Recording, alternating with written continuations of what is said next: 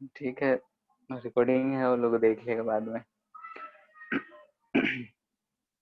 तो हम लोग न्यूक्लियर फिजिक्स के बारे में पढ़ रहे थे। तो न्यूक्लियर फिजिक्स में थोड़ा बहुत इंट्रोडक्शन हम लोगों ने पढ़ा था कि कैसे रिप्रेजेंट करते हैं, एटॉमिक नंबर क्या होता है, मास नंबर क्या होता है, और आइसोटोप्स, आइसोटोन्स, ये सब किसको कहते हैं। उसके बाद बाइंडिंग एनर्जी के बारे में बात हुआ था, यानी कि अच्छा। मास डिफेक्ट और binding energy. Mass defect delta M find किए थे, फिर डेल्टा एम में सी स्क्वायर से मल्टीपल कर दिए थे, जिसको मास एनर्जी कहते हैं, उसको देखे थे। उतना एनर्जी देंगे तो टूटता है, तो इसलिए उसको बाइंडिंग एनर्जी बोल सकते हैं। यानी बनाने में हमको जितना एनर्जी रिलीज होगा या फिर तोड़ने में जितना एनर्जी देना पड़ेगा, उसी को बोले थे बाइंडिंग एनर्जी। फिर था कि स्टेबिलिटी अगर हम लोग को देखना होगा, तो स्टेबिलिटी देखने के लिए हम लोग बाइंडिंग एनर्जी नहीं, बल्कि बाइंडिंग एनर्जी पर न्यूक्लियन देखते हैं। बाइंडिंग एनर्जी पर न्यूक्लियन जिसका ज्यादा होगा उसका स्टेबिलिटी ज्यादा होगा। और उसमें हम लोगों ने देखा था कि आयरन जो है उसका स्टेबिलिटी सबसे ज्यादा है। ठीक है, तो आयरन जो होगा उसका स्टेबिलिटी सबसे ज्यादा होगा बाकी सबके कंपेयर में। और उसी के अकॉर्डिंग हम लोगों ने देखा था कि अगर जो पार्टिकल हैवी है, यानी जिसका बाइंडिंग एनर्जी पर न्यूक्लियन कम आ रहा है लेकिन हैवी है, यानी कि ज्यादा है, तो उस केस में हम लोगों ने देखा था कि वो डिसइंटीग्रेट हो जाता है, टूट के छोटे पार्टिकल में फॉर्म करता है। और छोटा वाला पार्टिकल एक दूसरे से जुड़ जाता है, फ्यूज हो जाता है, और बड़ा पार्टिकल यानी मीडियम मॉडरेट साइड में जाता है ताकि स्टेबिलिटी गेन कर सके। ठीक है, उसके बाद है न्यूक्लियर फोर्सेस। न्यूक्लियर फोर्स के बारे में, ठीक है। तो न्यूक्लियर फोर्स हम लोग उस फोर्स को बोलते हैं, यानी कि फोर्स जो न्यूक्लियाइड के अंदर लगता है, यानी कि force acting between nucleons, force acting between nucleons. Nucleons. ठीक है, न्यूक्लियॉन्स हम लोग बोले थे प्रोटॉन होता है एंड न्यूट्रॉन होता है। तो इन दोनों के बीच में जो फोर्स लग रहा होगा उसको हम लोग बोलते हैं न्यूक्लियर फोर्स। और फोर्स प्रोटॉन प्रोटॉन में लग सकता है, ये जो फोर्स प्रोटॉन और न्यूट्रॉन के बीच में भी लग सकता है, इससे चार्ज का कोई लेना देना नहीं है। और ये फोर्स न्यूट्रॉन न्यूट्रॉन के बीच में भी लग सकता है, और ये तीनों जो होते हैं बराबर होते हैं। ठीक है, नहीं कि प्रोटॉन प्रोटॉन के बीच में, प्रोटॉन न्यूट्रॉन के बीच में, और न्यूट्रॉन न्यूट्रॉन के बीच में ये जो न्यूक्लियर फोर्स होता है ये बराबर होता है। ठीक है, और ये अट्रैक्टिव इन नेचर होगा। ठीक है, अट्रैक्टिव होगा। अट्रैक्टिव है तभी प्रोटॉन और प्रोटॉन जो है एक पास में रहे हैं, नहीं तो प्रोटॉन है दोनों पे चार्ज पॉजिटिव है। हम जानते हैं कि इलेक्ट्रोस्टैटिक फोर्स की वजह से इलेक्ट्रोस्टैटिक रिपल्सन लग रहा होगा और प्रोटॉन दूर भागना चाहते हैं। लेकिन अगर हम लोग देखते हैं कि दोनों प्रोटॉन न्यूक्लियाई के अंदर में बंधा हुआ है, तो इसी वजह से बंधा हुआ है क्योंकि उसको न्यूक्लियर फोर्स ने बांध के रखा हुआ है। ये न्यूक्लियर फोर्स को या फिर बाइंडिंग एनर्जी को, फोर्स है तो बाइंड एनर्जी है। ठीक है, तो वैसे ही इस चीज को हम लोग न्यूक्लियर फोर्स बोलते हैं। ये अट्रैक्टिव होता है, ऐसा जरूरी नहीं है कि हमेशा अट्रैक्टिव होता है, इस बात का ध्यान रखना है। लेकिन हमारे सिलेबस में अट्रैक्टिव ही है तो अट्रैक्टिव ही मानना है। अगर बहुत दूरी कम करते जाते हैं तब रिपल्सिव की जैसा भी बिहेव करता है, लेकिन फिलहाल के लिए हम लोग यही जानते हैं कि अट्रैक्टिव इन नेचर होगा। और ये जो हम बोल रहे हैं न्यूक्लियर फोर्स का बात कर रहे हैं कि न्यूक्लियर फोर्स प्रोटॉन प्रोटॉन के बीच में, प्रोटॉन न्यूट्रॉन के बीच में, और न्यूट्रॉन न्यूट्रॉन के बीच में बराबर होता है। लेकिन अगर हमसे बोला जाए net force, net force between proton proton, proton neutron and neutron neutron के अगर बारे में बात किया जाए नेट फोर्स का, तो कौन ज्यादा होगा। तो यहाँ पे नेट फोर्स बोल रहे हैं, यानी कि यहाँ पे हम इलेक्ट्रो स्टैटिक फोर्स को भी कंसिडर कर रहे हैं। ठीक है, तो हम जानते हैं कि ये तो सब में बराबर है, लेकिन यहाँ पे प्रोटॉन प्रोटॉन में एक रिपल्सिव फोर्स लगेगा, तो ये जो नेट फोर्स होगा इसका कुछ कम जाएगा। अब प्रोटॉन पे चार्ज है, न्यूट्रॉन पे चार्ज नहीं है, तो वहां तो इलेक्ट्रोस्टैटिक फोर्स नहीं लग रहा होगा, तो ये सिर्फ इन दोनों में सिर्फ न्यूक्लियर फोर्स लग रहा होगा, न्यूट्रॉन पे भी कोई चार्ज नहीं होता है। तो नेट फोर्स का अगर बात करेंगे तो force on proton proton, force on proton neutron और फोर्स ऑन न्यूट्रॉन न्यूट्रॉन में ये रिलेशन रहेगा। ये थ्योरेटिकल क्वेश्चंस आते हैं इससे रिलेटेड, इस चीज का ध्यान रखना है। सिर्फ न्यूक्लियर फोर्स अगर कह रहे हैं तो सब बराबर होगा, लेकिन अगर हम यहाँ पे नेट फोर्स कर रहे हैं, नेट फोर्स यानी कि हम यहाँ पे इलेक्ट्रोस्टैटिक फोर्स को भी कंसिडर कर रहे हैं। इलेक्ट्रोस्टैटिक फोर्स कंसिडर करने का मतलब ये हुआ कि हम प्रोटॉन प्रोटॉन के बीच का जो रिपल्सन था उसको भी हम कंसिडर कर रहे हैं। तो ऑफ कोर्स जो पीपी के बीच में अट्रैक्टिव फोर्स था उसमें कुछ रिपल्सन लगा तो नेट फोर्स घट गया हो, तो उसी चीज को लिख रहे हैं। तो इसका प्रॉपर्टीज क्या होगा, यानी कि इसके बारे में कुछ पॉइंट्स का बात कर रहे हैं। तो सबसे पहला बात तो ये है कि it is basically attractive in nature. ठीक है, यहाँ पे हम बेसिकली वर्ड यूज कर रहे हैं, इस बात का ये मतलब है कि अगर स्टेटमेंट ऐसा पूछ दे कि ये ऑलवेज अट्रैक्टिव है तो ये स्टेटमेंट गलत है। क्योंकि अगर हम दो प्रोटॉन्स के बीच में या एक प्रोटॉन न्यूट्रॉन या न्यूट्रॉन न्यूट्रॉन के बीच का दूरी को बहुत कम कर दें तो रिपल्सिव की तरह भी बिहेव करता है, लेकिन जनरल केस में it is basically attractive in nature. और इसी वजह से हम बोलते हैं कि प्रोटॉन न्यूट्रॉन ये सब चीजें हैं वो न्यूक्लियाई के अंदर में बंधे पड़े हैं। ठीक है, सेकेंड, ये चीज हम लोग बचपन से पढ़ते आ रहे हैं कि न्यूक्लियर फोर्स जो है it is the strongest force, strongest force. ठीक है, स्ट्रॉन्गेस्ट तो है, लेकिन साथ में इसका रेंज बहुत कम है, न्यूक्लियाई के अंदर ही लगता है, न्यूक्लियस के बाहर इसका कोई इफेक्ट नहीं है, तो it is short range force. ठीक है, यानी कि ये जो है इफेक्टिव है, यानी कि इफेक्टिव इनसाइड न्यूक्लियस, न्यूक्लियस के अंदर ही इफेक्टिव है, न्यूक्लियस के अगर बाहर या फिर न्यूक्लियाई का साइज हम लोग जानते हैं कि रेडियस 10⁻⁻15 का ऑर्डर का होता है, अगर हम एटॉमिक लेवल पे भी देखें तो इसका इफेक्ट खत्म हो जाता है। Sir hello. हाँ हेलो। सर आवाज नहीं आ रही है, फिर से रिपीट करिए ना। कहाँ से नहीं आ रहा था? सर स्ट्रॉन्गेस्ट फोर्स है, इट इज स्ट्रॉन्गेस्ट फोर्स। अच्छा, जैसे बोल रहे हैं कि इसका प्रॉपर्टीज में अट्रैक्टिव होता है और ये स्ट्रॉन्गेस्ट फोर्स होता है। It is strongest force in nature, हम लोग पहले से ही जानते हैं, 11th क्लास से बढ़ते आ रहे हैं कि न्यूक्लियर फोर्स जो होता है स्ट्रॉन्गेस्ट होता है, लेकिन साथ ही में ये इसका रेंज जो होता है बहुत छोटा होता है, न्यूक्लियाई के अंदर लगता है, तो न्यूक्लियाई का रेंज क्या है, डायमीटर उसका 10⁻⁻15 का ऑर्डर का होता है, तो उतने ही दूरी में ये इफेक्टिव है, उससे ज्यादा दूरी में अगर जाएंगे तो इसका इफेक्ट खत्म हो जाता है, यानी कि वेरी शॉर्ट रेंज है लेकिन बहुत ही स्ट्रॉन्ग है। दो प्रोटॉन्स को उतने कम दूरी में पकड़ के रखना कोई मामूली बात नहीं।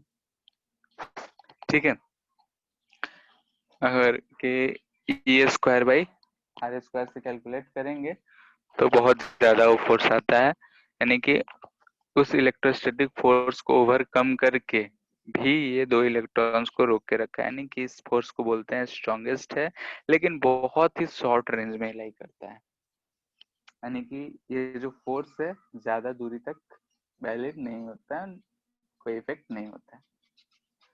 ये न्यूट्रॉन न्यूट्रॉन न्यूट्रॉन प्रोटॉन और प्रोटॉन प्रोटॉन के बीच में लगता है। फोर्थ, अगर न्यूक्लियस चेंज कर दें कि हाइड्रोजन का है, हीलियम का है, किसका है, उससे इसका कोई लेना देना नहीं है, यानी कि it does not depend on type of या नेचर ऑफ न्यूक्लियस। ठीक है, नेचर ऑफ न्यूक्लियस पे डिपेंड नहीं करता है। और एक बात और लास्ट बात इसको याद रखना है कि it is not central force. जैसे कि हम लोग जानते हैं कि इलेक्ट्रोस्टैटिक फोर्स या फिर ग्रेविटेशनल फोर्स जो होता है ये सेंट्रल फोर्स होता है। ठीक है, तो ये जो है सेंट्रल फोर्स नहीं, यानी कि दो पॉइंट्स के मिलाने के बीच में ये नहीं लगता है। ठीक है, यानी कि ये जो है डिस्टेंस और दोनों के बीच की दूरी पे ऐसा कुछ डिपेंडेंसी इसका नहीं है। ये कॉम्प्लिकेटेड फोर्स है जिसके बारे में हम लोग नहीं सॉल्व कर पाते हैं, नहीं इसका कॉम्प्लिकेटेड कुछ होता है जो कि हमारे सिलेबस से बाहर का बात है। तो हमको बस इंफॉर्मेशन ही याद रखना है कि ये फोर्स कैसा है, कैसा नेचर शो करता है। ठीक है, तो अगर हम बात करते हैं कि न्यूक्लियस के अंदर दो प्रोटॉन्स हैं, ये हम अगर बात को सहमति लेते हैं तो हम जानते हैं कि दोनों में इलेक्ट्रोस्टैटिक रिपल्सिव फोर्स लग रहा होगा, क्योंकि दोनों का चार्ज सेम है, like charges repel each other. तो उसको रोक के कौन रखा है, तो वहां पे उन दोनों के बीच में एक बोल रहे हैं कि एक फोर्स लग रहा है जिसको न्यूक्लियर फोर्स बोल रहे हैं, न्यूक्लियस के अंदर ही है इसलिए, और उसी फोर्स की वजह से ये बंधा हुआ है। ठीक है, अगर हम उतना फोर्स लगाएंगे तो उसको तोड़ भी सकते हैं। तो ये फोर्स जो है बहुत ही स्ट्रॉन्गेस्ट है, ये नेचर है इसके, याद रखना। जैसे कि बाकी सब फोर्सेस का हम लोग फॉर्मूला निकालते हैं, यहाँ पे इस फोर्स के बारे में हम लोग को नहीं पढ़ना है, कॉम्प्लिकेटेड आता है जो कि आउट ऑफ सिलेबस। इसी के बेसिस पे अगर हम न्यूक्लियर स्टेबिलिटी का बात करें,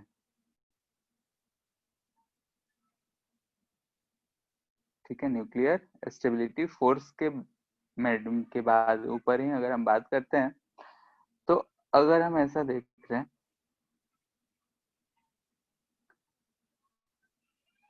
इधर हम नंबर ऑफ प्रोटॉन यानी जेड का बात कर रहे हैं, और इधर है नंबर ऑफ न्यूट्रॉन। ठीक है, तो अगर इसके अनुसार हम सारे एलिमेंट्स को बनाते हैं, तो ऐसा एक लाइन खींच रहे हैं जिसमें नंबर ऑफ न्यूट्रॉन्स को हम कैपिटल एन से रिप्रेजेंट कर रहे हैं, एन जो है इसमें जेड के बराबर है। ठीक है, और अगर हम इस पे सारे मेटल्स को अगर हम रिप्रेजेंट करते हैं, तो मेटल्स जो हैं सब में हम जानते हैं कि नंबर ऑफ न्यूट्रॉन और जेड बराबर नहीं होता है। जैसे जैसे हम हैवियर मॉलिक्यूल के पास तरफ बढ़ते जाएंगे, वैसे वैसे उनमें जो है नंबर ऑफ न्यूट्रॉन्स बढ़ते जाते हैं। जैसे जैसे हैवियर एलिमेंट की तरफ जाएंगे उसमें नंबर ऑफ न्यूट्रॉन्स बढ़ते जाते हैं। शुरू में देखोगे तो जैसे कार्बन हो गया, ऑक्सीजन हो गया, नाइट्रोजन हो गया, इन सब में जितने नंबर ऑफ प्रोटॉन्स उतने नंबर ऑफ न्यूट्रॉन्स। जैसे C612 बोलते हैं तो उसमें number of proton 6, number of neutron 6। ठीक है, अगर वही C614 का बात करें तो C614 में नंबर ऑफ प्रोटॉन्स 6, लेकिन नंबर ऑफ न्यूट्रॉन्स हो जाते हैं 8, बढ़ जाते हैं।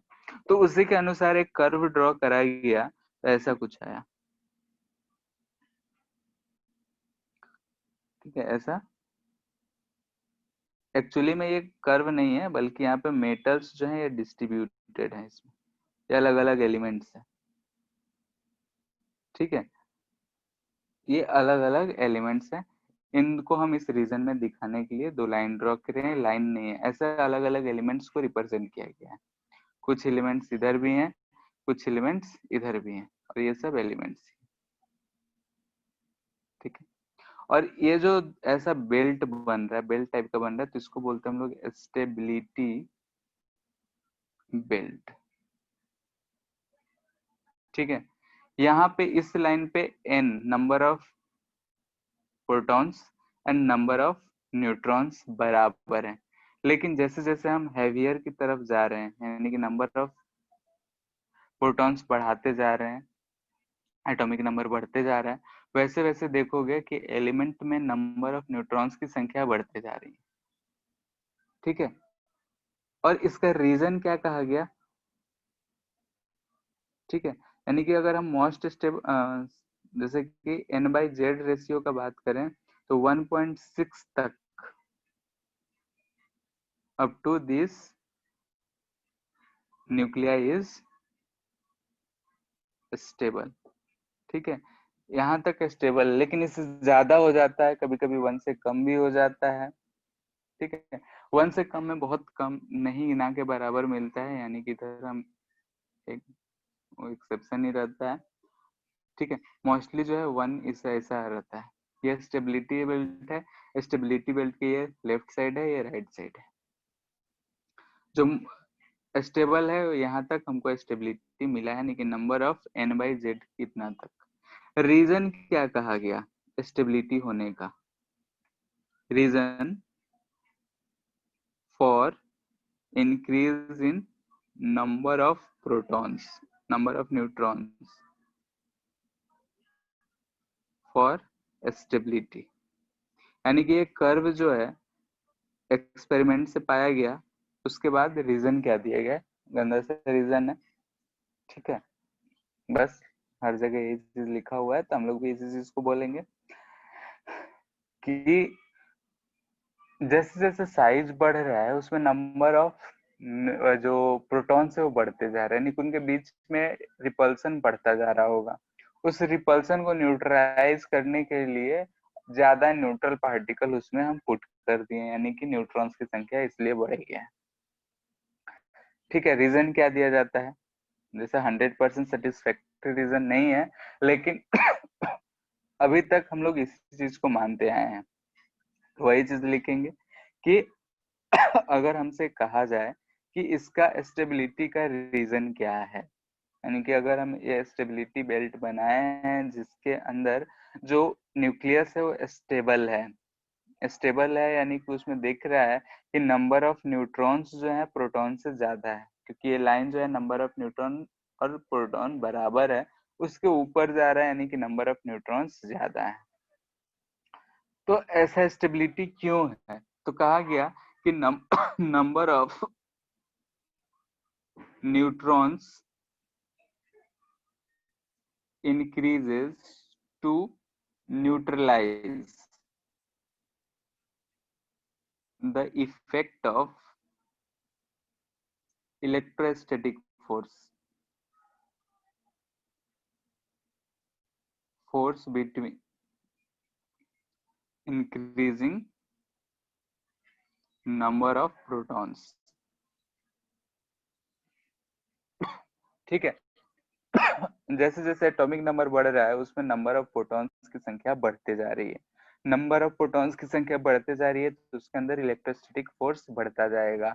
अब उसी इफेक्ट को कम करने के लिए न्यूट्रॉन्स ज्यादा है कि ज्यादा न्यूट्रल चार्जेस अगर बीच में है तो इफेक्ट को कुछ कम कर दें। ठीक है, इसको 100% सेटिस्फैक्टरी नहीं माना गया है, लेकिन अभी तक और कोई एक्सप्लेनेशन नहीं मिला है, तो अभी तक ये चल रहा है।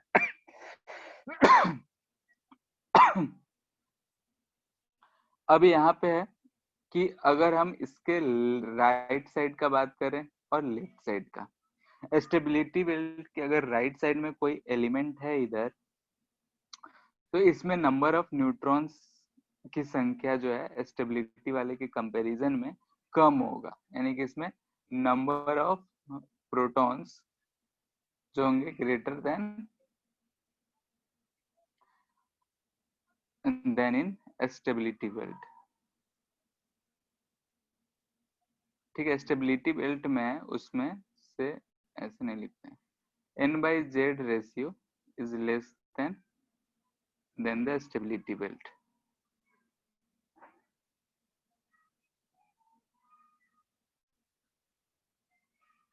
ठीक है, n/z रेशियो से इधर का अगर देखेंगे तो नंबर ऑफ न्यूट्रॉन्स इससे कम दिख रहे हैं, तो ये रेशियो जो है कम कम है, तो इसमें इसका मतलब ये होगा कि न्यूट्रॉन जो होंगे इसमें, और प्रोटॉन का रेशियो का बात करें तो प्रोटॉन कुछ ज्यादा होंगे, न्यूट्रॉन कुछ कम होंगे। तो इस केस में अगर एक प्रोटॉन न्यूट्रॉन बन जाएगा तो ये रेशियो जो है बदल जाता है। तो इसमें जो इफेक्ट क्या होता है कि जेड जो है वो न्यूट्रॉन में बदल जाता है। ठीक है, उसी तरीके से इधर देखेंगे तो इधर नंबर ऑफ न्यूट्रॉन्स की संख्या ज्यादा है, इधर n/z रेशियो ज्यादा है, यानी कि नंबर ऑफ न्यूट्रॉन्स जो है ज्यादा है, तो इसमें से न्यूट्रॉन जो है वो प्रोटॉन में बदल जाता है। तो इसी चीज को आगे हम लोग देखेंगे कि कैसे क्या बदलता है, तो वहां पे हम इस चीज को रिलेट करेंगे। फिलहाल हम यहाँ पे कंफ्यूज नहीं करना चाह रहे हैं, इसलिए हम ज्यादा यहाँ पे एक्सप्लेन नहीं कर रहे हैं। सिर्फ इतना कह रहे हैं कि इस साइड के अगर बात करें तो यहाँ पे n/z रेशियो कम है, यानी कि यहाँ पे रिलेटिवली बात कर रहे हैं, z is greater than n। ठीक है, रिलेटिवली बात कर रहे हैं, एक्चुअली में नहीं है, लेकिन स्टेबिलिटी वाले के कंपैरिजन में z is greater than n है, और इधर वाले में देख रहे हैं तो n is greater than z। Ratio अगर बड़ा है तो ऊपर वाला क्वांटिटी ज्यादा होगा एज कम्पेयर टू नीचे वाला क्वांटिटी, इस स्टेबिलिटी से बेल्ट के राइट साइड और लेफ्ट साइड। इस बात को बस ध्यान रखना है, क्योंकि आगे जो टॉपिक आएंगे वहां पे हम बताएंगे कि ऐसे एलिमेंट्स कैसे टूट के छोटा होते हैं और स्टेबिलिटी गेन करते हैं। ठीक है, तो फिलहाल हमको इस बेल्ट को, इस कर्व को ऐसे ही याद रखना है। स्टेबिलिटी बेल्ट क्या होता है उसको समझना है कि इसमें n/z रेशियो देखा जाता है, और इसका रीजन कहा जाता है कि नंबर ऑफ न्यूट्रॉन्स इसलिए बढ़ रहे हैं ताकि वो इलेक्ट्रोस्टैटिक रिपल्सन बिटवीन प्रोटॉन्स उसको न्यूट्रलाइज करते हैं। हैवी एलिमेंट होते जा रहा है, यानी उसमें नंबर ऑफ प्रोटॉन्स बढ़ते जा रहे हैं, नंबर ऑफ प्रोटॉन्स बढ़ते जा रहे हैं, यानी कि उनके बीच में रिपल्सिव फोर्स बढ़ते जा रहा होगा। तो उसी को ओवरकम करने के लिए, न्यूक्लियर फोर्स बढ़ाने के लिए इसमें नंबर ऑफ न्यूट्रॉन्स बढ़ गए, तो न्यूट्रॉन के बीच, न्यूट्रॉन प्रोटॉन के बीच सारे जो न्यूक्लियर फोर्सेस बढ़े उस रिपल्सिव फोर्स को ओवरकम कर जाए, इसलिए। और ये एक्सप्लेनेशन 100% सेटिस्फैक्टरी नहीं माना गया है, लेकिन फिर भी अभी तक कोई नया नहीं है, इसलिए हम लोग भी इसी चीज को पढ़ेंगे। अभी यहाँ पे हम लोगों ने नोट करें तो हैवी न्यूक्लियाई, यानी कि अनस्टेबल का बात कर रहे हैं, अनस्टेबल है, अगर हैवी है, ठीक है, या फिर लाइटर है। ठीक है, तो हैवी न्यूक्लियाई जो होगा ब्रेक्स टू बिकम स्टेबल, और ये क्या होगा, फ्यूजेस, फ्यूजेस यानी एक दूसरे में मिल जाना, टू बिकम स्टेबल, ये चीज होगा। ठीक है, यानी कि अगर हैवी न्यूक्लियाई और लाइटर न्यूक्लियाई का बात कर रहे हैं तो हैवी न्यूक्लियाई अगर अनस्टेबल है तो टूट जाएगा, टूट के दो छोटे छोटे यानी मीडियम साइज के पार्टिकल में बन जाएगा ताकि वो स्टेबिलिटी गेन कर ले, और लाइटर वाला को जुड़ जाएगा। तो ये जो प्रोसेस होता है इसको हम लोग पढ़ते हैं रेडियो एक्टिविटी में।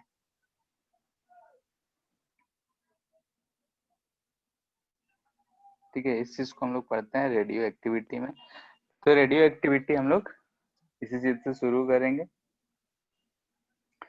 तो रेडियो एक्टिविटी जो है जनरली किसी भी न्यूक्लियस का रिएक्शन के बारे में बताता है, न्यूक्लियस रिएक्शन के बारे में हम लोग डील करते हैं।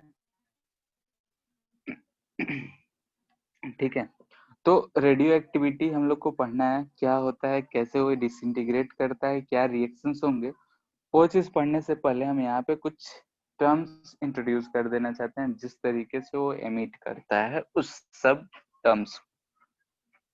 ठीक है, इसमें से थोड़ा बहुत बात तो हम लोग जानते होंगे कि रेडियो एक्टिव सबस्टांस जो होता है, जैसे यूरेनियम हो गया, ये रेडियो एक्टिव सबस्टांस है, उसमें से रेडिएशंस निकलता है। और रेडिएशंस क्या है, ठीक है, ये जो डिस्कवर्ड हुआ था हेनरी बेक्वेरेल के नाम से। ठीक सर है हेनरी, हाँ, वॉइस नहीं आ रहा है सर, बहुत एकदम ब्लर हो रहा है। स्क्रीन भी नहीं आ रहा है। स्क्रीन ठीक है सर, पूरा स्क्रीन दिख रहा है, वॉइस ब्लर हो रहा है। अच्छा, अभी आ रहा है? हम्म, हेलो? blur है सर। Yes sir. अभी आ रहा है कि अभी भी वैसा ही है? ब्लर आ रहा है सर। स्क्रीन क्लियर है तो। ठीक है,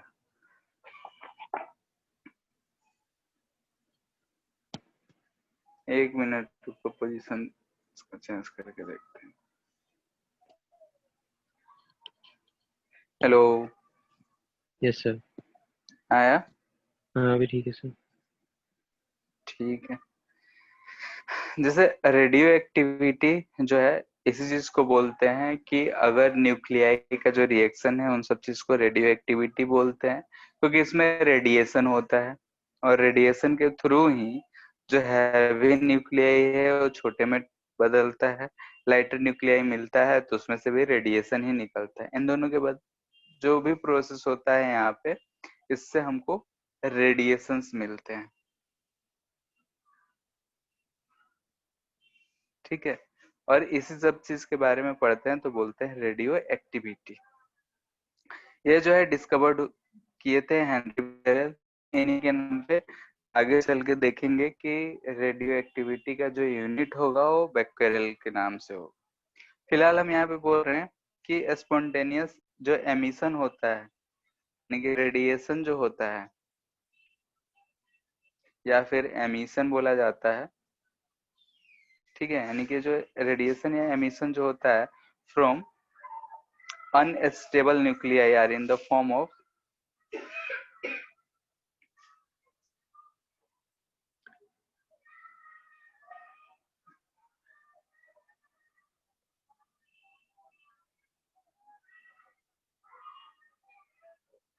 ठीक है, अल्फा बीटा गामा, इस सबको बोलते हैं हम लोग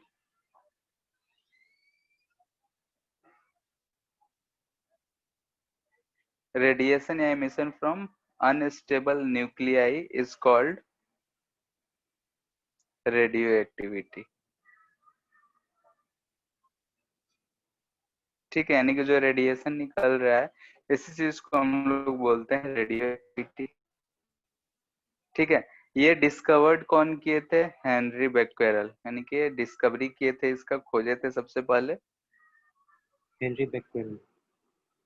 हेनरी बेक्वेरल। ठीक है, लेकिन इसको ज्यादा डिटेल में पढ़े कौन या फिर बताए कौन? रदरफोर्ड। ठीक है, फर्दर एक्सप्लेन्ड बाय रदरफोर्ड। ठीक है, नहीं रदर थे बैक करे, लेकिन रदरफोर्ड जो है ये ज्यादा इस पे स्टडी कर रहे थे, ज्यादा थ्योरी यही दिए थे। तो वही इस रेडियो एक्टिविटी में कैसे रिएक्शंस होंगे, क्या होंगे, उन सबको जानने से पहले हम इन सबको पढ़ लेते हैं कि अल्फा बीटा गामा क्या है। ठीक है, तो एक्चुअली में क्या था कि यहाँ पे अल्फा पार्टिकल इसको बोलते हैं। एक एक करके तीनों के बारे में पहले पढ़ लेते हैं कि है क्या चीज। ठीक है, उसके बाद इस चीज को रिएक्शंस में यूज करेंगे, या फिर ये डीके कैसे होता है, क्या होता है, इनके बारे में हम लोग पढ़ लें।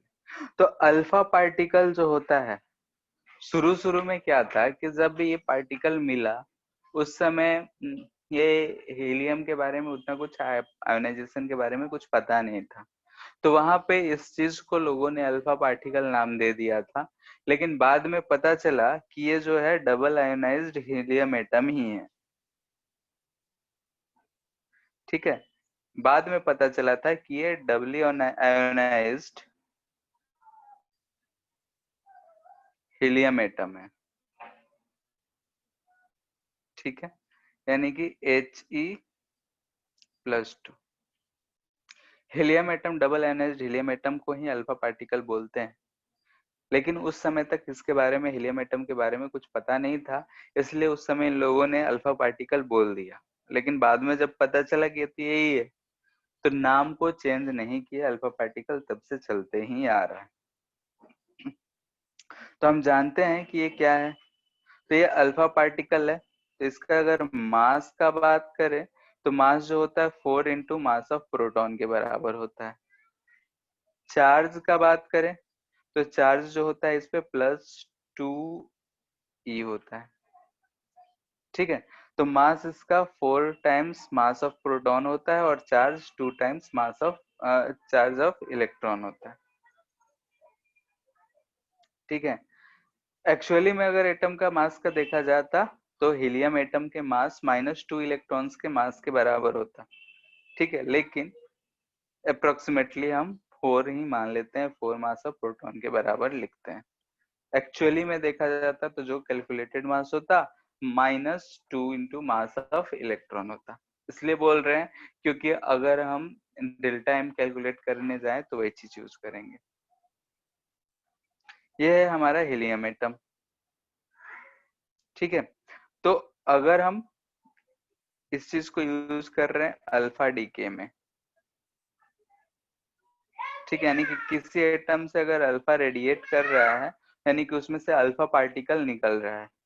अल्फा डीके मतलब कि रेडिएशन ऑफ या फिर एमिशन कहो ऑफ अल्फा पार्टिकल, यानी कि किसी भी न्यूक्लियस से अगर अल्फा पार्टिकल निकल रहा है तो उसको हम लोग अल्फा एमिशन बोलते हैं, अल्फा डीके बोलते हैं। इसमें क्या होता है, कोई भी एक हमारे पास ये न्यूक्लियस हो गया, मान लेते हैं इसका एटॉमिक नंबर Z है, मास नंबर A है, और हमसे कहा जा रहा है कि अल्फा डीके हुआ है, यानी कि एक अल्फा पार्टिकल इसमें से निकला है। ठीक है, यानी कि हम बोल रहे हैं अल्फा डीके हुआ है। अगर अल्फा डीके हुआ है यानी कि यहाँ पे एक अल्फा पार्टिकल बना होगा पहले, तो हम उस अल्फा पार्टिकल को लिख ले रहे हैं। ठीक है, 2,4 ये अल्फा पार्टिकल है, आयोनाइज्ड है, फिर भी 2,4 ये मास तो होता ही है, यानी कि इस एक्स से एक अल्फा पार्टिकल निकल गया, बद प्लस यहाँ पे कुछ प्रोडक्ट बना होगा, तो हम एक्स का वाई मान रहे हैं कि वाई कुछ प्रोडक्ट बना होगा। तो ध्यान से देखो, तो जो कंजर्वेशन नियम है वो तो यहाँ भी वैलिड होगा। ठीक है, जितना नंबर पहले था उतना ही बाद में होना चाहिए। रिएक्शंस में पढ़े हो कि कंजर्वेशन होता है, तो यहाँ भी हम लोग उस कंजर्वेशन को मानेंगे ही। अब ये Z है, X है, इसमें एटॉमिक नंबर Z है, Z में से 2 तो यहाँ पे हीलियम ने ले गया, तो यहाँ पे बचेगा कितना, तो ध्यान से देखो तो यहाँ पे Z-2 बचेगा, यानी कि Y कोई भी अगर फॉर्म करा होगा तो Z उसका एटॉमिक नंबर Z-2 होगा, यानी कि यहाँ पे अगर Z 10 होगा तो यहाँ पे Y का 8 होगा। वैसे ही मास नंबर अगर देखेंगे तो यहाँ पे 4 पहले से बन चुका है, तो इसमें से 4 सब्ट्रैक्ट हो गया। ठीक है, यानी कि अल्फा डीके में किसी भी न्यूक्लियाई है हमारा, तो उसमें से अगर अल्फा पार्टिकल निकलने का बात किया जा रहा है तो लो हम एक अल्फा पार्टिकल निकाल दिए। अल्फा पार्टिकल निकाले तो बचा क्या, तो बचा होगा तो उसका एटॉमिक नंबर चेंज हो गया। एटॉमिक नंबर चेंज हो गया तो ध्यान से सोचो कि अगर एटॉमिक नंबर हम चेंज कर दें यानी कि एलिमेंट चेंज हो गया होगा। ठीक है, यानी कि इस एक्स एलिमेंट में का एटॉमिक नंबर चेंज हुआ है, अल्फा पार्टिकल निकलने से वाई फॉर्म करा है, तो वाई का एटॉमिक नंबर तो उससे कम होगा, पीरियोडिक टेबल के हिसाब से देखेंगे तो अलग एक एलिमेंट होगा। इतना बात अगर क्लियर है, तो अगर ये 2 पार्टिकल में टूटा तो ध्यान से देख रहे हैं तो दोनों के दोनों जो है छोटे पार्टिकल्स हैं, इसका जो एटॉमिक नंबर दोनों का है कम है, यानी कि बड़ा हैवी न्यूक्लियाई था वो 2 छोटे छोटे न्यूक्लियाई में टूट गया। टूटा तो साथ में एनर्जी रिलीज किया होगा। ठीक है, टूटा तो इससे के साथ खुद से टूटा है तो कुछ ना कुछ एनर्जी रिलीज किया होगा, और उस एनर्जी को बोलते हैं हम लोग क्यू वैल्यू। ठीक है, जो एनर्जी रिलीज करा है किया होगा उस वैल्यू को बोलेंगे क्यू वैल्यू। ठीक है, तो यहाँ पे हम लोगों ने क्या किया है, देखो ध्यान से कि हमारे पास एक एक्स एटम था, एक्स न्यूक्लियाई था, उस न्यूक्लियाई में अल्फा पार्टिकल डीके हुआ है, अल्फा पार्टिकल डीके कर गया है, यानी कि एक अल्फा पार्टिकल उससे निकल गया है। तो बचा हुआ जो न्यूक्लियाई है उसमें से उसका एटॉमिक नंबर 2 घट गया है, मास नंबर 4 घट गया है, यानी कि एक हैवी न्यूक्लियाई दो छोटे छोटे न्यूक्लियाई में टूटा है। अगर दो छोटे छोटे न्यूक्लियाई में टूटा है तो साथ में एनर्जी रिलीज क्या है, जिसको हम बोलते हैं क्यू वैल्यू। ठीक है, अगर हमको इसमें से क्यू वैल्यू को फाइंड करना हो तो ये क्यू वैल्यू जो होगा ये एनर्जी रिलीज है, तो और कुछ नहीं बल्कि delta M into C square होगा। ठीक है, हियर क्यू वैल्यू जो है एनर्जी रिलीज, जिसको हम बोल रहे हैं delta M into C square. और ये डेल्टा एम क्या है, तो डेल्टा एम हम लोग जानते हैं कि मास डिफेक्ट है। ठीक है, तो यहाँ पे मास डिफेक्ट कैसे कैलकुलेट करेंगे, ध्यान से देखो। डेल्टा एम क्या आएगा, डेल्टा एम आएगा मास ऑफ वाई, रिएक्टेंट में से सब्ट्रैक्ट करते हैं तो mass of Y minus mass of Y minus mass of helium atom.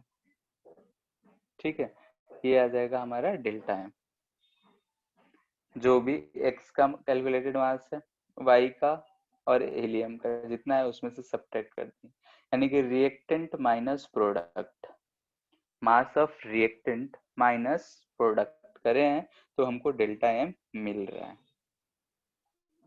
ठीक है, तो यहाँ से डेल्टा एम मिल रहा है, तो क्यू वैल्यू अगर हमको लिखना हो तो क्यू इक्वल टू क्या हो जाएगा, तो लिख सकते हैं M X minus M Y minus mass of helium into C square. ठीक है, इसके लिए क्यू वैल्यू आएगा।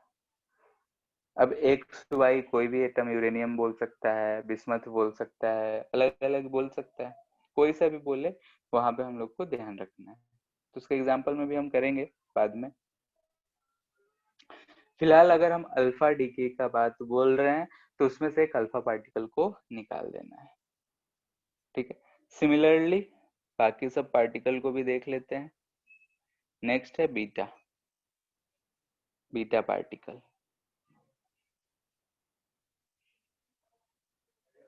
ठीक है, तो बीटा पार्टिकल क्या होता है, तो ये दो तरह का होता है। क्या होता है, इसमें ए बोल रहे हैं बीटा माइनस। ठीक है, बीटा माइनस बोलेंगे तो ये इलेक्ट्रॉन हमको रिप्रेजेंट करेगा। ठीक है, यानी कि बीटा माइनस जो है कुछ नहीं बल्कि इलेक्ट्रॉन है। ठीक है, बीटा माइनस अगर हम बोल रहे हैं तो इलेक्ट्रॉन को रिप्रेजेंट कर रहा है, यानी कि इसका मास जो हो जाएगा वो मास ऑफ इलेक्ट्रॉन होगा, चार्ज जो होगा वो चार्ज होगा माइनस ई। और अगर हम पार्टिकल बीटा प्लस को बोल रहे हैं तो ये हम बोलेंगे पॉजिट्रॉन। ठीक है, यानी anti particle of electron, positron बोलेंगे, जिसका मास ऑफ इलेक्ट्रॉन के बराबर ही होगा, लेकिन चार्ज जो होगा वो मास प्लस ई होगा। सर ठीक है, यहाँ पे हम बोल, हाँ सर ये प्रोटॉन और पॉजिट्रॉन एक ही चीज होता है ना? पॉजिट्रॉन को हम लोग बोलते हैं एंटी पार्टिकल ऑफ इलेक्ट्रॉन। ठीक है, एक्चुअली में क्या होता है कि प्रोटॉन जो होते हैं, जैसे हम लोग पहले भी बात कर रहे हैं कि पॉजिट्रॉन को मूव कराते हैं। ठीक है, पॉजिट्रॉन रियली में कुछ एग्जिस्ट नहीं करता है ऐसा कहा जाता है। ठीक है, कहा जाता है इलेक्ट्रॉन का ही एंटी पार्टिकल है, क्योंकि जब हम मूव कराते हैं तो इलेक्ट्रॉन बाहर में मूव कर रहा होता है। अगर हम उसकी जगह पे प्रोटॉन तो मूव करा नहीं सकते हैं, न्यूक्लियस के अंदर है, तो इसलिए उसके एवज में एक पॉजिटिव चार्ज मान लिया गया जिसको हम लोग पॉजिट्रॉन बोलते हैं। और पॉजिट्रॉन बोलते हैं एंटी पार्टिकल ऑफ इलेक्ट्रॉन, यानी कि एक इलेक्ट्रॉन और एक पॉजिट्रॉन को मिला दे तो वहां कुछ नहीं बचेगा। बात समझ आ रहा है? Yes sir. ठीक है, तो उसी चीज को बोलते हैं पॉजिट्रॉन, यानी कि पॉजिट्रॉन एक हमारा हाइपोथेटिकल है जो इलेक्ट्रॉन के एवज में है, इलेक्ट्रॉन के साथ साथ। तो हम लोग पार्टिकल ही मानते हैं तो इसको भी पार्टिकल ही मानना है। जैसे एंटी पार्टिकल है, तो एंटी पार्टिकल हम लोग कहते किसको हैं, अगर हम एंटी पार्टिकल यहाँ बोले हैं तो उस बात को समझ लो कि अगर किसी एक पार्टिकल को हम एंटी पार्टिकल बोल रहे हैं, इसका मतलब ये हुआ कि अगर हम दोनों को कोलाइड कराएंगे, ठीक है, दोनों को अगर हम कोलिजन कराएंगे तो वो दोनों जो होंगे कंप्लीटली डिस्ट्रॉयड हो जाएंगे, कैंसिल कर देगा एक दूसरे को। हाँ एक दूसरे को खत्म कर देंगे। तो उसी चीज को हम लोग बोलते हैं एंटी पार्टिकल। Yes sir. ठीक है, एनर्जी में बदल जाएंगे। जैसे कैसे कैसे कर सकते, लूसी मूवी देखे हो? नहीं सर। ठीक है, उसमें लूसी जो रहती है उसका 100% दिमाग चलने लगता है, तो लास्ट में वो एनर्जी में कन्वर्ट हो जाती है। तो वही चीज है कि वो उसका अस्तित्व तो खत्म हो जाता है लेकिन एनर्जी में रह जाएगा। तो एंटी पार्टिकल अगर हम बात कर रहे हैं तो लिख ही देते हैं, a particle is called anti particle if anti particle of other, यानी किसी और का एंटी पार्टिकल अगर हम बोल रहे हैं, if on collision both destroy completely। ठीक है, दोनों completely destroy हो जाए and converts into energy। Collision है तो एनर्जी तो होगा ही, तो एनर्जी में बदल जाते हैं। दोनों पार्टिकल खत्म हुआ था ही नहीं है ऐसा लगेगा, तो इस चीज को बोलते हैं हम लोग एंटी पार्टिकल। अब इसका डीके कैसे होता है, बीटा डीके। तो यहाँ पे बीटा माइनस बोल रहे हैं, इलेक्ट्रॉन डीके होगा, इलेक्ट्रॉन निकलेगा। बीटा प्लस बोल रहे हैं तो यहाँ से पॉजिट्रॉन निकलेगा। इतना बात हमको ध्यान रखना है। बीटा डीके है तो बीटा डीके कहने का मतलब कि एक इलेक्ट्रॉन निकलेगा या फिर पॉजिट्रॉन निकलेगा। तो इसमें हम लोग एक एक करके दोनों को हम पढ़ेंगे। तो पहले देख रहे हैं beta minus decay. Beta minus decay है यानी कि इसमें से एक इलेक्ट्रॉन जो होगा निकल जाएगा। जैसे हमारे पास वही एटम था एक्स जेड ए, इसमें से अगर बीटा डीके हुआ है, बीटा माइनस डीके हुआ है, यानी कि यहाँ पे हमको एक इलेक्ट्रॉन निकला होगा। इलेक्ट्रॉन को हम लोग ऐसे रिप्रेजेंट करते हैं। ठीक है, इलेक्ट्रॉन को हम लोग ऐसे रिप्रेजेंट करते हैं, ई -1 0।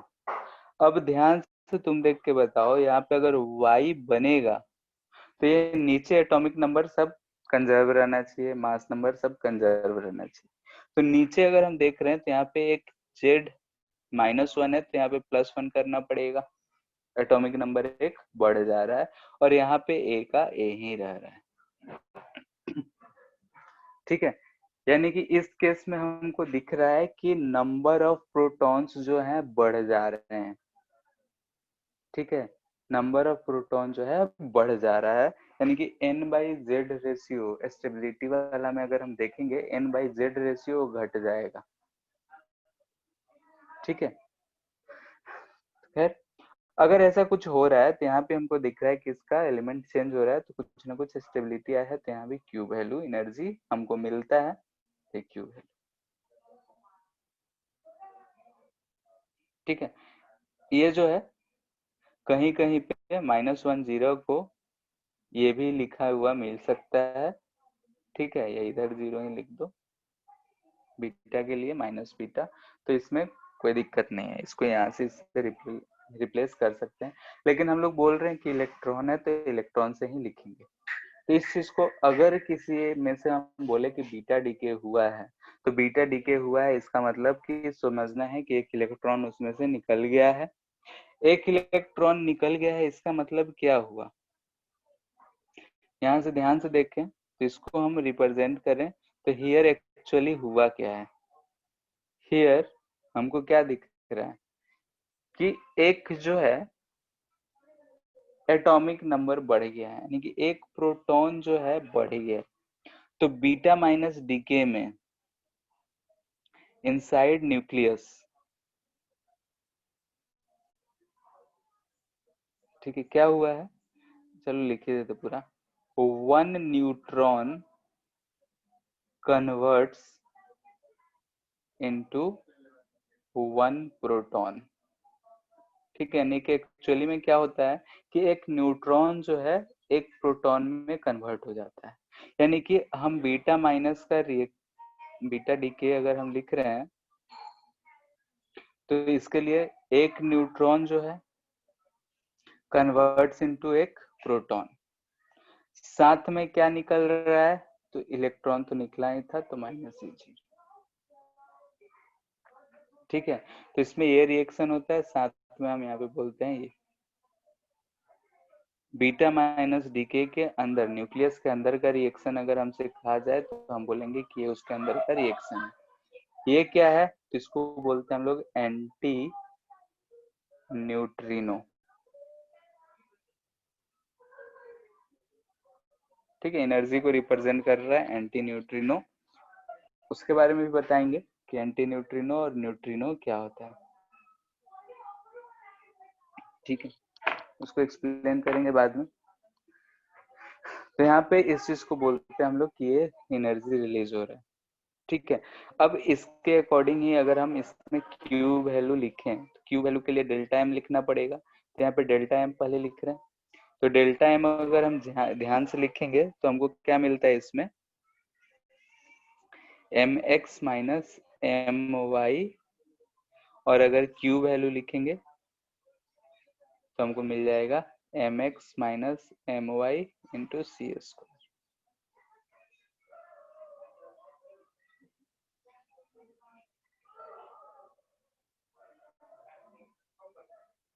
ठीक है, अगर हम इलेक्ट्रॉन का नंबर भी कंसिडर करें, इसमें दो केसेस होते हैं कि इलेक्ट्रॉन के मास को कंसिडर करें या नहीं करें। कंसिडरिंग एक्चुअल, ये सब याद रखना है। और ये याद कैसे होगा, तो क्वेश्चंस करने से।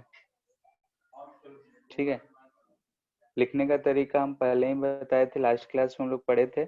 डेल्टा एम के लिए तो Q value equal to delta M ही मेन है, अगर वो लिख लिए तो हमारा कोई वैल्यू ही, बाकी सब तो हम आराम से लिख सकते। इसको M X minus M Y minus mass of एक इलेक्ट्रॉन, वाई में एक इलेक्ट्रॉन कम हो है, फिर प्लस मास ऑफ एक इलेक्ट्रॉन इंटू C1।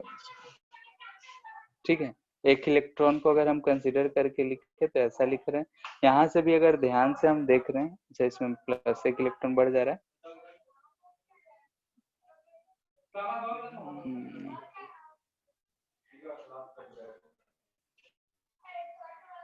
एक प्रोटॉन बढ़ा है तो हाँ बढ़ जा रहा है। ठीक है, एक प्रोटॉन बढ़ा है तो एक इलेक्ट्रॉन भी बढ़ा है, तो ऐसा चीज लिख रहे हैं। तो यहाँ से भी अगर ध्यान से देखें तो एम ई कट जा रहा है, फाइनली हमको यही बच रहा है। तो इसको याद रखना है, M X minus M Y into C square. ठीक है, इलेक्ट्रॉन के फॉर्म में क्यों लिखें, क्योंकि बीटा प्लस वाले में हमको अंतर समझ में आएगा।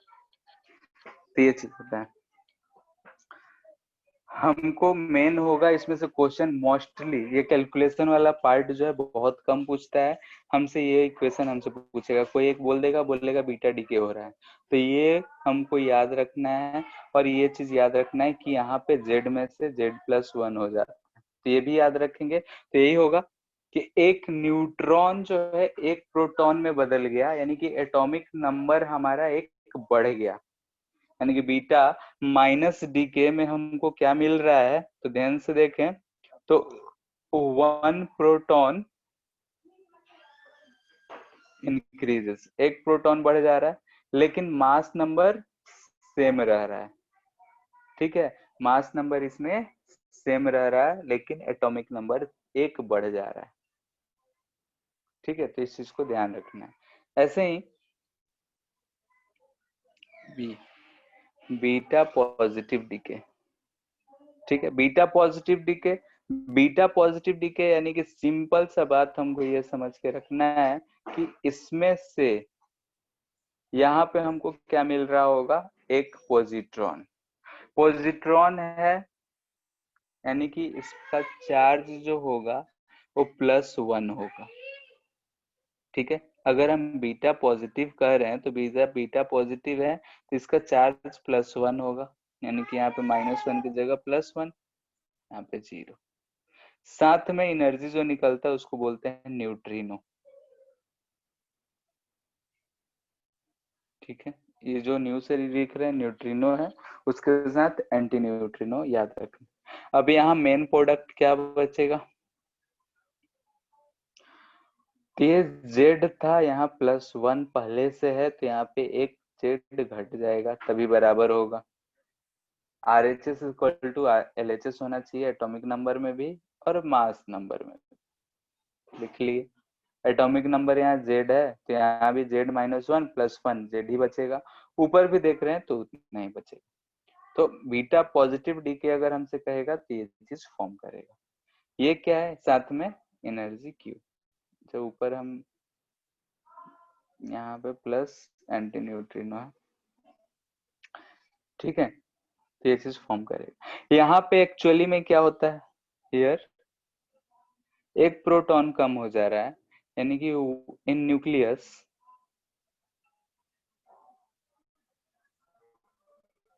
One proton converts into one neutron. ठीक है, यहाँ पे क्या होता है कि एक प्रोटॉन एक न्यूट्रॉन में बदल जाता है, प्रोटॉन जो है न्यूट्रॉन में बदलता है, साथ में एक पॉजिट्रॉन रिलीज होता है और न्यूट्रिनो। ठीक है, ये इसका न्यूक्लियर रिएक्शन है। ऊपर वाला जो है एटॉमिक नंबर के लिए है। इसमें अगर क्यू वैल्यू लिखेंगे, ठीक है, तो इसमें अगर क्यू वैल्यू लिख रहे हैं तो देखो ध्यान से, इसमें एक इलेक्ट्रॉन घट रहा है तो यहाँ पे माइनस लिखेंगे, ऐसे लिखेंगे, देखो मास ऑफ एक्स होगा minus mass of Y. Y में एक इलेक्ट्रॉन का संख्या जो है, इसे अगर हम देख रहे हैं तो माइनस हो गया, तो ऊपर वाले में तो बढ़ रहा था, यहाँ पे घट जा रहा है। ठीक है, प्लस एक हमारे पास मास ऑफ इलेक्ट्रॉन और आ रहा है, ये अच्छी से आ जाएगा, नहीं यहाँ पे नहीं, ठीक, इंटू C²। तो यहाँ से अगर ध्यान से देखेंगे तो हमको mx minus my minus minus plus है 2 मास ऑफ इलेक्ट्रॉन मिल जाएगा। ठीक है, इसलिए बोल रहे हैं इस सबको याद रखना है। ठीक है, यहाँ पे बाकी किसी में इलेक्ट्रॉन नहीं आया था, लेकिन यहाँ मास ऑफ इलेक्ट्रॉन आया है, इस चीज को याद रखना है। अगेन बीटा माइनस डी के एक न्यूट्रॉन एक प्रोटॉन में बदल रहा है, यहाँ पे एक प्रोटॉन जो है एक न्यूट्रॉन में बदल रहा है। ठीक है, यानी कि अगर कोई भी हम एटम के लिए कोई भी एलिमेंट का बात कर रहे हैं तो उस एलिमेंट में से एक न्यूट्रॉन जो है प्रोटॉन में बदल गया, एक प्रोटॉन न्यूट्रॉन में बदल गया बीटा पॉजिटिव में, तो इसका एटॉमिक नंबर एक घट गया लेकिन मास नंबर सेम रहा। ठीक है, ऐसा चीज होता है बीटा पॉजिटिव डीके में। बीटा माइनस में एक न्यूट्रॉन एक प्रोटॉन में बदल जाता है, इसमें एक प्रोटॉन एक न्यूट्रॉन में बदल जाता है। ठीक है, तो यहाँ पे देखो ध्यान से, तो एक प्रोटॉन न्यूट्रॉन में बदल गया तो यहाँ पे प्रोटॉन का संख्या घट गया, न्यूट्रॉन तो सेम ही रहा, न्यूट्रॉन का संख्या बढ़ गया, तो n/z रेशियो बढ़ गया। ठीक है, इसमें n/z रेशियो बढ़ गया। तो ये जो स्टेबिलिटी कर्व हम लोग बनाए थे, वहां पे फिर से आते हैं। यहाँ पे जो इस स्टेबिलिटी कर्व के राइट साइड में है उसका जेड ज्यादा है एन से, वो स्टेबल होगा तो उसका एक जेड जो है वो घट जाए और एक एन बढ़ जाए, तभी होगा। तो इस केस में हमको क्या मिलता है, एक जेड घट जाए, प्रोटॉन घट जाए, इधर हमको मिलता है बीटा पॉजिटिव डीके। ये स्टेबिलिटी के लिए क्या करता है, बीटा पॉजिटिव डीके, और ये क्या करता है, beta negative decay for stability. Stability belt में जाने के लिए जो लेफ्ट साइड है वो बीटा निगेटिव डीके करता है और जो राइट साइड है वो बीटा पॉजिटिव डीके करता है। बीटा पॉजिटिव डिके करेगा तो उसका एक जेड घट जाएगा, एक एन बढ़ जाएगा, तो एन बाई जेड रेशियो बढ़ जाएगा, स्टेबिलिटी बेल्ट में चला जाएगा। इधर वाला पार्टिकल है तो एक न्यूट्रॉन जो है प्रोटॉन में बदल जा रहा है, यानी कि जेड बढ़ जा रहा है, एन घट जा रहा है, तो एन बाई जेड रेशियो घट जा रहा है, घट जा रहा है, यानी कि फिर से स्टेबिलिटी बेल्ट में आ जाता है। तो सारा कहानी जो हो रहा है वो स्टेबिलिटी गेन करने के लिए हो रहा है। और यहाँ पे अगर हम देख रहे हैं ये सारे चीज डीके जो है वो स्टेबिलिटी के लिए ही है। ठीक है, तो इन सबको हम लोग इक्वेशंस में भी देखेंगे। तो फिलहाल हम एक एक करके इंट्रोड्यूस करा है कि ये चीज होता है। इसके बाद जो है गामा डीके। ठीक है, गामा डीके अलग टाइप का है, it is not a particle, ये चीज ध्यान रखना। बाकी दोनों जो है पार्टिकल है, लेकिन gamma it is not a particle. ये इसलिए लिख रहे हैं कि इस पे सवाल पहले आ चुका है कि इनमें से पार्टिकल कौन कौन से हैं, अल्फा बीटा गामा सब दिया रहता है। तो हम लोग लाइन से पढ़ते हैं, alpha particle, beta particle, alpha decay, beta decay, gamma decay, तो गामा भी पार्टिकल होगा। लेकिन नहीं, गामा जो है वो पार्टिकल नहीं। ये क्या है कि लेट से एक्स जो था वाई में बदला। ठीक है, एक्स जो है वाई में बदला, वाई में फॉर्म करा, तो ये वाई में बदला तो वाई कोई सा भी है, तो यहाँ पे हम स्टार लगा दे रहे हैं। स्टार इसलिए क्योंकि ये वाई में बदला लेकिन एक्साइटेड स्टेट में है। ठीक है, ये जो है एक्साइटेड स्टेट में, ये न्यूक्लियाई जो है एक्साइटेड स्टेट में, एक्साइटेड स्टेट में है तो स्टेबल होने के लिए ग्राउंड स्टेट में आएगा। तो यहाँ से ये जो आता है फिर ये वाई में बदला, यानी कि ये हम बोल रहे हैं कि ये ग्राउंड स्टेट और फाइनल प्रोडक्ट, यानी कि अल्फा डीके हो रहा हो या बीटा डीके, किसी के दौरान ये हो सकता है कि एक्स जब वाई में फॉर्म करा था, यानी कि डॉटर न्यूक्लियाई में फॉर्म करा था, इसको डॉटर न्यूक्लियाई बोलते हैं, ये पेरेंट होगा, आगे रेडियो एक्टिविटी में इसको यूज करेंगे, ये पेरेंट होगा, इसको हम बोलेंगे डॉटर। ठीक है, तो पेरेंट न्यूक्लियाई अगर डॉटर न्यूक्लियाई में टूट रहा है तो ऐसा जरूरी नहीं है कि वो स्टेबल ही हो, तो एक्साइटेड फॉर्म में है, एक्साइटेड स्टेट में है, तो एक्साइटेड स्टेट में है यानी कि अनस्टेबल है, अनस्टेबल है तो इस स्टेबिलिटी गेन करने के लिए ग्राउंड स्टेट में आएगा। और जब वो ग्राउंड स्टेट में आएगा तो हम लोगों ने पढ़ा है कि जब कोई भी एटम जो है, यानी कि हमने इलेक्ट्रॉन्स के लिए देखा था कि वो एक्साइटेड स्टेट से ग्राउंड स्टेट में जब आ रहा था तो एनर्जी रिलीज कर रहा था, वैसे ही यहाँ पे भी अगर ये जो एक्साइटेड स्टेट से ग्राउंड स्टेट में आएगा तो यहाँ पे जो है एक एनर्जी रिलीज करता है, यानी कि रिलीजेस एनर्जी। ठीक है, energy in the form of electromagnetic wave, यानी कि फोटॉन्स, उसी चीज को बोलते हैं हम लोग गामा डीके। ठीक है, इसी चीज को क्या बोलते हैं, गामा डीके, यानी कि यहाँ पे प्लस गामा लिख देंगे। ठीक है, तो गामा जो है पार्टिकल नहीं है, ये क्या है, एनर्जी है, बट इट इज एनर्जी। ठीक है, नहीं ये कोई पार्टिकल नहीं है, ये एनर्जी है। गामा अगर कोई भी रेडियो एक्टिव सब्सटेंस होता है तो उसमें से गामा एनर्जी रिलीज हो रहा होता है। ठीक है, तो एनर्जी कैसे रिलीज होगा उस चीज के बारे में हम लोग चर्चा करेंगे। लेकिन फिलहाल अगर हम बोल रहे हैं ये गामा जो है एनर्जी कोलिजन के समय रेडियो एक्टिविटी जब कराएंगे यूरेनियम का है उन सब का फिजन फ्यूजन, तो वहां पे हम बताएंगे कि गामा कैसे रिलीज होता है, और उस चीज को बोलते हैं हम लोग गामा डीके। गामा एक एनर्जी है in the form of energy, और ये चूंकि इलेक्ट्रोमैग्नेटिक वेव अगर हम का स्पेक्ट्रम देखे थे तो उसमें गामा का फ्रीक्वेंसी सबसे ज्यादा था, तो इसका एनर्जी बहुत हाई होता है और बहुत ही इफेक्टिव होता है और नुकसान बहुत ज्यादा करता है। तो रेडिएशन में जो नुकसान करता है वो यही करता है। कहीं भी बोला जाता है कि अगर रेडियो एक्टिव सब्सटेंस है, यूरेनियम है, तो उसके पास ऐसे नहीं जाओ, बहुत सारे बीमारी से मर जाते हैं। तो नुकसान कौन करता है, यही गामा पार्टिकल नुकसान करता है।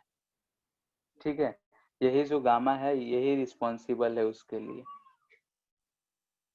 ठीक है, तो इस चीज को हम लोग रेडियो एक्टिविटी में देखेंगे कि जब यूरेनियम का कोलिजन करा रहे होंगे, यूरेनियम का फ्यूजन फिजन करा रहे होंगे, वहां पे गामा के बारे में भी देखेंगे कैसे प्रोड्यूस होता है और कैसे नुकसान। तो फिलहाल हम इंट्रोड्यूस कराए किस तरीके का डीके होता है, alpha decay, beta decay, gamma decay. अब इन्हीं चीज के सहारा लेके हम देखेंगे कि कोई भी एक एलिमेंट कैसे टूट के दूसरे में फॉर्म करता है। इसमें एक एक्स वाई मान के हमने बताया है। नेक्स्ट क्लास में वही एक एग्जांपल लेके बताएंगे कैसा है, तो ये इसमें बदल गया। ठीक है, तो इस चीज को ध्यान से एक बार देख लेना है, नेक्स्ट क्लास में इसी चीज का आगे होगा, और नेक्स्ट क्लास में मोस्ट प्रोबेबली ये चैप्टर खत्म भी हो जाएगा। ठीक है, तो ये यस सर। क्या हुआ है, कैसे हुआ है, उस चीज को एक बार देखना है, कैसे कैसे क्या टूटता है। और ये एटॉमिक नंबर या फिर प्रोटॉन बोल रहे हैं, और मास नंबर, यही मेन है हमारा इसमें, कि मास नंबर चेंज हो रहा है, एटॉमिक नंबर चेंज हो रहा है, तो कैसे बनेगा। ठीक है, और वो चीज यस अगर हम सर। जान जाएंगे, उसके बाद रिएक्शंस बचे हैं तो तुरंत आ जाएगा काम। ठीक है, फिर आज इतना ही रहने दे रहे हैं। Okay sir.